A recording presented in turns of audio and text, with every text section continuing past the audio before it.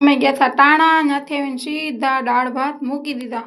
પછી લીધા ઘઉં. અરે કાકરા વીણવા પડશે ને, દવણું દળવાનું. પછી દાળ બફાઈ જવાની હતી. અરે ના બાફા મૂકવી હતી.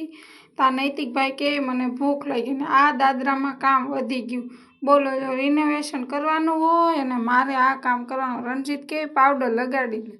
સાંજે તો પછી કપડાં માંડ મૂકવા, ત્યાં તો વરસાદ આવી ગયો. એક તો બપોરે ધોયા હોય એમાં વરસાદ આવે. પછી હું વિચારતી હતી હવે શું કરું. ત્યાં મને ભૂખ લાગી. અમારા નૈતિકભાઈને ખવડાવવામાં નખરા બહુ વધી જાય એટલે હું તો પછી ખાવા માંડી. બટકે મેળ ન આવ્યો પણ તોય થોડુંક ખાધું. પછી પેટ ન ભરાણું એટલે પછી શું કરવાનું. નૈતિકને ખવડાવતી હતી, કાંઈ ખાય નહીં એટલે આપણે તો સીધું સોળી નાખ્યું. હવે મને તો ન આવડે, મમ્મી સોળી દેતા પણ હું સોળી નાખું. નૈતિકને ખવડાવતી હતી પરાણે. ત્યાર પછી તો ઠામડા ઉટકવાતા અને આળસ આવતી હતી. હલકા દાંત કાઢીને ઉટકવા માંડી. Like, share, subscribe.